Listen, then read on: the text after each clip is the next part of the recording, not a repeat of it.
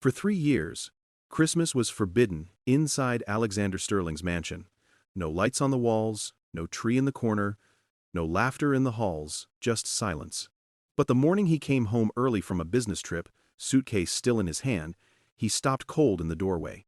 His new maid and his triplets were standing around a glowing Christmas tree, smiling, decorating, the same thing he had banned forever. What he saw in that moment did not just break his rules. Everything he believed about grief, love, and Christmas began to break. Alexander Sterling was not always a cold man. There was a time when laughter filled the halls of his mansion, when warmth radiated from every corner of his life. But that was before December 24th, 3 years ago. That was before cancer stole his wife, Elena, right before his eyes on Christmas Eve. He remembered her final days with painful clarity. Elena had been a woman of faith, a believer who prayed until her very last breath. She had squeezed his hand in that hospital room, surrounded by blinking machines and the sterile smell of antiseptic, whispering prayers he could not bring himself to join.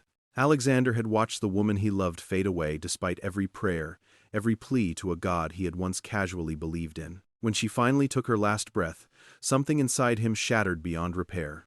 The God she had trusted, the God she had begged for mercy, had let her die.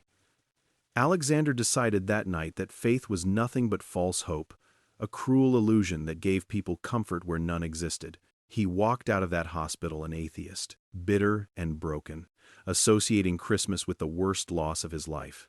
Now, at 38 years old, Alexander Sterling was worth $4.2 billion. His tech company dominated the market. He had everything money could buy, but his mansion, a sprawling estate with marble floors and crystal chandeliers, felt more like a mausoleum than a home. The halls were silent, the rooms were cold, and Christmas, that holiday his wife had loved so deeply, was completely banned from his household. His 3 children, 6-year-old triplets named Ethan, Evan, and Emma, had never celebrated Christmas in their own home. They had been only 3 when their mother died, their memories of her fuzzy and fading. Alexander had made sure of it. No decorations, no carols, no mentions of Santa Claus or reindeer or magic. The staff received strict instructions every November. Anyone who broke the rules would be dismissed immediately. Patricia, his head housekeeper, enforced these rules with iron discipline. She had worked for the Sterling family for 15 years and understood her employer's pain, even if she disagreed with his methods. Over the past 3 years, 5 maids had quit. They could not handle the oppressive atmosphere, the joyless environment, the sad eyes of 3 children who watched their classmates talk excitedly about Christmas while they stayed silent. The triplets were homeschooled, partly to shield them from the outside world's holiday cheer. They were polite, well-behaved, almost robotic in their obedience. But anyone paying attention could see the sadness lurking behind their careful smiles. On December 1st, everything changed when Aaliyah walked through the front doors. Aaliyah was 32 years old, a widow who had lost her husband 2 years earlier in a car accident. She had a 7-year-old daughter named Isabella, who lived with Aaliyah's mother, Grace, 2 states away. The arrangement broke Aaliyah's heart daily, but she had no choice. She needed work, needed money to support her child, needed to rebuild a life that had been torn apart by tragedy. When the employment agency told her about the Sterling position, they had been honest about the unusual requirements. No Christmas celebrations, no religious discussions, strict rules about holiday mentions. The pay was exceptional, far better than anything else available. Aaliyah had bills to pay and a daughter to feed. She took the job. Her first day was quiet and unsettling. Patricia showed her around the massive estate, explaining her duties with clinical precision. Clean the East Wing bedrooms, prepare afternoon snacks for the children, maintain the library, stay invisible when Mr. Sterling was home, and, above all, never, ever mention Christmas. Aaliyah noticed the children immediately. Ethan and Evan were identical, with their father's dark hair and serious eyes. Emma had her mother's delicate features, visible in the portraits that still hung throughout the house. The 3 of them watched Aaliyah with curious, guarded expressions as she worked. By the end of her first week, Aaliyah's heart ached for them. She would catch them whispering to each other when they thought no one was listening. Once, she found Emma drawing pictures in a notebook, hidden under her bed. The drawings showed a Christmas tree, presents, a family smiling together. The little girl had quickly hidden the notebook when she realized Aaliyah was there, fear flashing across her face. Another time, Aaliyah walked past the playroom and heard muted sounds coming from inside. She peeked through the door and saw all 3 children huddled around an iPad, watching a Christmas movie with the volume turned down low.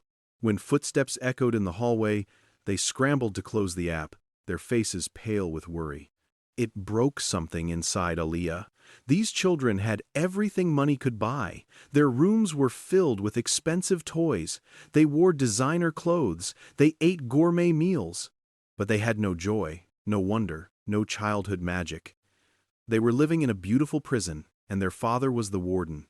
One evening in mid-December, Aaliyah was tidying the playroom when she heard Emma's small voice behind her. The little girl stood in the doorway, twisting her hands nervously. Emma asked if she could ask a question. Aaliyah nodded, setting down her cleaning supplies. The child's voice was barely a whisper.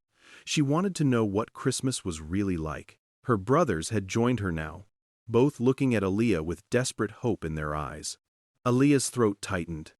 She knew she should redirect them, follow the rules, protect her job. But looking at their faces, she could not bring herself to crush their curiosity. She told them carefully that Christmas was about family, about love, about celebrating the people who mattered most. She did not mention God or religion, knowing that would cross a line.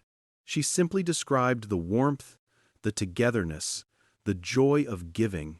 The children drank in every word like water in a desert. When Aaliyah finished, Evan's voice was sad as he said that it sounded nice. Emma added quietly that she wished their daddy would let them try it, just once.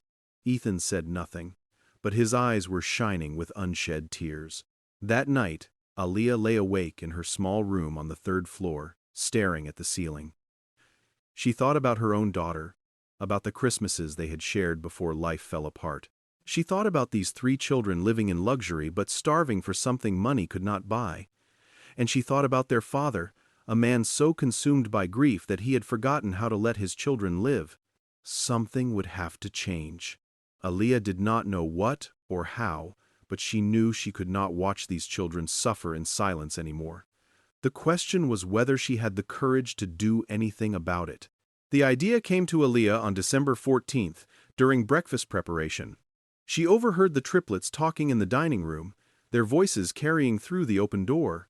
Emma was telling her brothers about a dream she had, a dream where their house had a Christmas tree covered in lights and ornaments. In the dream, their mother was there, smiling at them. Evan said he had the same dream sometimes. Ethan remained quiet, but Aaliyah saw him wipe his eyes when he thought no one was watching.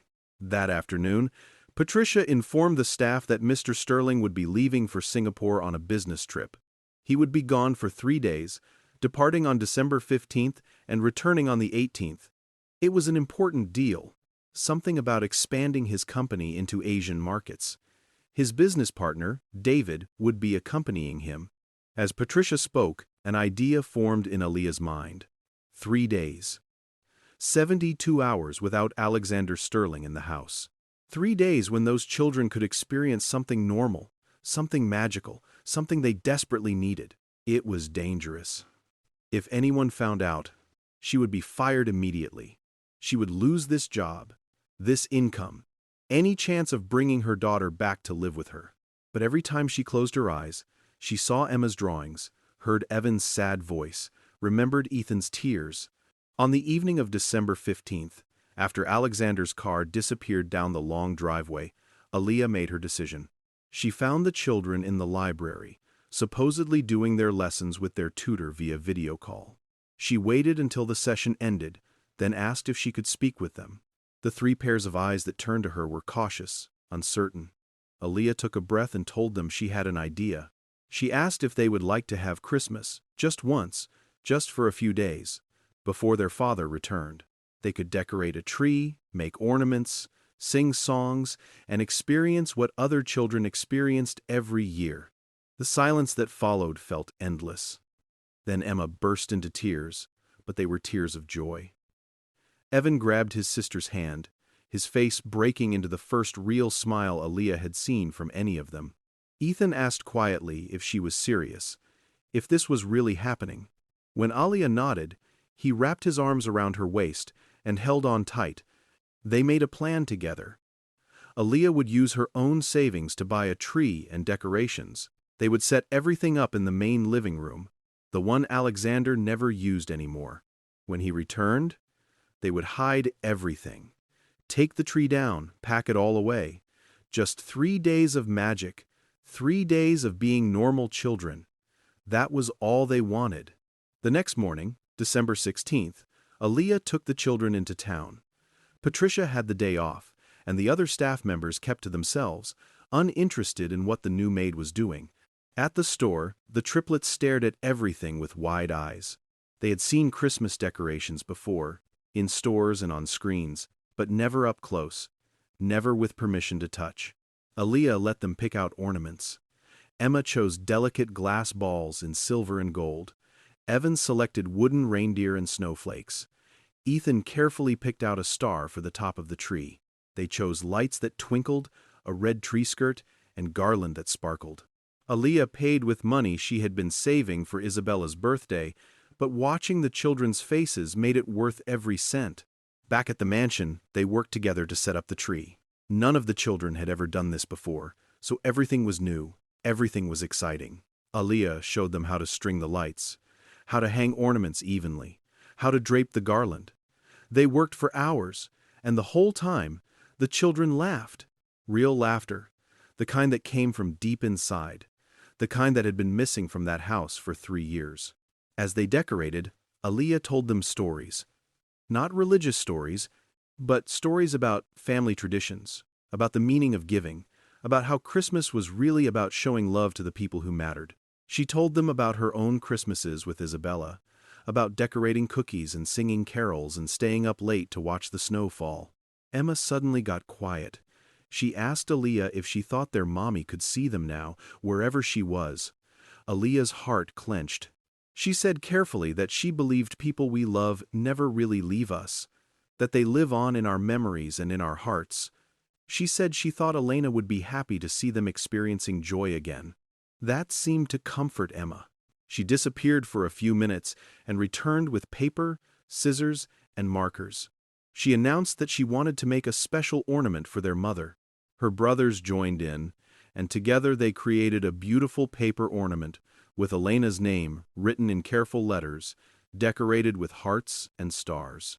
When Emma hung it on the tree, all 3 children stood there silently for a moment. Then Evan said that he hoped their mommy was proud of them. Ethan added that he missed her every day. Emma whispered that she loved her. Aaliyah had to turn away to wipe her own tears. These children had been forced to grow up too fast, to hide their feelings, to live in a house that felt more like a museum than a home. For 3 days, she could give them something different. They spent December 17th finishing the decorations. Aaliyah taught them Christmas carols, simple ones that had nothing to do with religion. Jingle bells, Frosty the Snowman, Rudolph the Red-Nosed Reindeer. The children's voices filled the empty halls, chasing away years of silence. That night, they all sat together in front of the tree, just looking at it. The lights twinkled softly. The ornaments caught and reflected the glow. Emma leaned against Aaliyah's shoulder and said it was the most beautiful thing she had ever seen. Her brothers agreed quietly. Aaliyah reminded them that tomorrow their father would return, and they would need to take everything down. The children nodded, understanding but sad. Ethan said that at least they had this moment, this memory. No one could take that away from them. But fate had other plans. At that very moment, thousands of miles away in Singapore, Alexander Sterling's business deal was falling apart, and he had just booked an early flight home. December 18th arrived cold and gray, the sky heavy with clouds that promised snow. In Singapore, Alexander Sterling sat in a first-class seat, exhausted and frustrated. The deal with the Asian investors had collapsed spectacularly. Months of negotiations, countless hours of preparation, all gone because of one clause neither side would compromise on. David had stayed behind to salvage what he could, but Alexander saw no point in remaining. He had booked the first available flight home, arriving a full day earlier than planned. At the mansion, Aaliyah and the children had no idea what was coming. They woke up that morning knowing it was their last day, their final hours of Christmas magic before reality returned. Emma suggested they spend the morning by the tree, just enjoying it one last time before taking it down that afternoon. Her brothers agreed. They gathered in the living room, still wearing their pajamas. Emma had found Santa hats in the decoration boxes, cheap red and white ones that Aaliyah had bought on sale. She placed one on each of their heads, giggling as Evan slipped down over his eyes. Aaliyah wore one too, feeling ridiculous but happy, watching these children be children for perhaps the first time in years. They were adjusting the final ornaments, making sure everything looked perfect, when they heard it, the sound of a car in the driveway. Then the unmistakable click of the side entrance door opening. Aaliyah's blood turned to ice. The children froze, their faces draining of color. It was barely 6:30 in the morning. Alexander was not supposed to return until tomorrow. But those footsteps echoing through the hall were definitely his. That particular rhythm she had learned to recognize over the past weeks. There was no time to hide, no time to run, no time to take down the tree or remove the decorations. They were caught, completely and utterly exposed. Emma grabbed Aaliyah's hand, trembling. Ethan moved closer to his sister. Evan looked like he might be sick. The footsteps grew closer. Aaliyah positioned herself slightly in front of the children, a useless protective gesture, but the only thing she could think to do. Her mind raced through explanations, excuses, anything that might soften what was about to happen. But she came up empty. There was no explaining this away. Alexander appeared in the doorway, briefcase in hand, still wearing his business suit from the flight. He stopped dead, his entire body going rigid. For a long moment, nobody moved, nobody breathed, nobody spoke. His eyes traveled from the tree to the decorations, to his children in their Santa hats, to Aaliyah standing guard in front of them. His voice, when it came, was cold and controlled. He asked what the meaning of this was. Each word was clipped, dangerous, the tone of a man barely holding back rage. Emma burst into tears. The sound seemed to shatter the frozen moment, and suddenly she was sobbing, words tumbling out between gasps. She begged him not to be angry, said they just wanted to remember Mommy, that they would take it all down right away, that it was all their fault, not Aaliyah's. Aaliyah started to speak, to take the blame, to explain, but Evan cut her off. His voice shook, but he pushed forward anyway. He told his father that Aaliyah had explained Christmas was not about religion, that it was about love and family. He said they loved their father and they missed their mother, and they just wanted to feel close to her again, just once. Ethan said nothing, but tears were streaming down his face, and his silence was somehow louder than his siblings' words. Alexander stood there, his briefcase handle creaking under the pressure of his grip. His face was unreadable, a mask that revealed nothing, but his eyes had found the tree, and more specifically, they had found one particular ornament, the handmade paper one, with Elena's name surrounded by hearts and stars. Something shifted in his expression. The mask cracked, just slightly.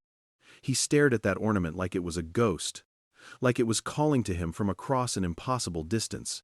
A memory hit him with physical force. Elena, 7 years ago, their first Christmas as a married couple, decorating their first tree together. She had been laughing, hanging ornaments while he complained about the mess of pine needles on the floor. She had turned to him, her face glowing with joy, and made him promise something. If anything ever happened to her, he had to keep Christmas alive for their children. It was not about God, she had said. It was not about religion or faith or prayers. It was about love, about wonder, about believing in magic and in each other, he had promised. Standing there in their small apartment, annoyed about pine needles, he had promised without thinking twice. And then she had gotten sick, and she had died, and he had broken that promise completely. Aaliyah's voice broke through his memories. She spoke quietly, with dignity despite knowing she was about to lose everything. She told him that his wife's last Christmas wish had not been about religion. It had been about these 3 children experiencing wonder, experiencing joy, experiencing a normal childhood. She said she would leave today, that she understood she had crossed a line, but she begged him to let his children have this, to let them keep the memory of one Christmas morning. Alexander looked at her, really looked at her, for the first time. This woman who had risked her job, spent her own money, given his children something he had taken away. This stranger who had shown his children more kindness in 2 weeks than he had shown them in 3 years. His briefcase slipped from his fingers and hit the floor with a dull thud.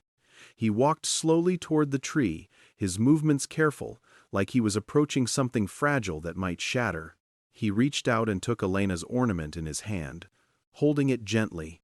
The tears came suddenly, without warning, years of grief and guilt and pain pouring out all at once. He sank to the floor right there, this powerful billionaire who controlled boardrooms and commanded empires, reduced to a broken man, crying in front of a Christmas tree. He opened his arms without speaking, and the children understood. They ran to him, all 3 of them, collapsing into his embrace. They cried together, all 4 of them, releasing years of held-back sorrow and loneliness and love that had nowhere to go. Alexander's voice was choked when he finally spoke. He told them he was sorry, so incredibly sorry. He said he had been wrong about everything, that their mother would be disappointed in what he had become, in what he had done to them. He said he had let his own pain blind him to theirs. Emma pulled back just enough to look at his face. She asked, her voice small and hopeful, if they could keep the tree. Alexander laughed through his tears, a sound rusty from disuse but genuine. He said they could keep the tree, and next year they would get an even bigger one. He turned to Aaliyah, who was still standing there, tears running down her own face. He asked her not to leave, told her his children needed her, that he needed her. She had given them back something precious that he had taken away, and he would be forever grateful. Christmas morning came with fresh snow covering the ground. The mansion, cold and silent for so long, was filled with noise and laughter. Alexander spent the entire day with his children, really with them, not just in the same house, but present and engaged. They made hot chocolate and watched Christmas movies and sang carols badly. It was chaotic and messy and absolutely perfect. Later, Alexander took the children to Elena's grave. The cemetery was quiet, blanketed in white. They placed a wreath on her headstone, one they had made together. Alexander knelt in the snow and spoke to his wife for the first time since her funeral. He told her she had been right about everything, that he had lost his way but their children had brought him back. He said he still did not believe in God, that he probably never would, but he believed in love and in memory and in moving forward while holding on to the past. The children sang a carol, one Elena had loved. Their voices were thin in the cold air, but they sang it all the way through, Aaliyah harmonizing softly with them. When they finished, Emma placed her small hand on the headstone and whispered that she hoped Mommy was proud of them. As they walked back to the car, Alexander realized something. His atheism did not mean he had to live without hope, or joy, or tradition. It did not mean he had to punish his children for his own pain. Elena had understood that, had tried to tell him, and it had taken a stranger's kindness to make him finally hear it. The mansion would never be the same after that Christmas. Every December, the house glowed with warmth and light. Aaliyah stayed on, becoming less like an employee and more like family. And Alexander learned that sometimes the greatest gift is not faith in God, but faith in love, in second chances, in the magic that exists between people who care for each other. 3 children who had lived in a beautiful prison were finally free, and their father, who had been lost in grief, had found his way home,